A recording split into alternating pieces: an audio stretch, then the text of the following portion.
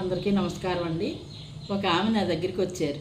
ఏమండి, నాకు నెత్తి మీద గొడుగు అంటే భర్త లేడని చాలామంది నన్ను చులకనగా చూస్తున్నారు.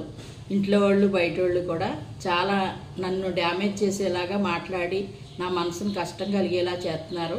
నాకు బతకాలని లేదండి అనేసి చాలా బాధపడిపోయింది. నిన్న ఒక ఆవిడ వచ్చిన దగ్గరికి. చాలా తప్పండి. చచ్చిపోవాలన్న ఆలోచన కానీ బతకాలని లేదని కానీ మనసులోకి రానివ్వకూడదు, రాకూడదు కూడా.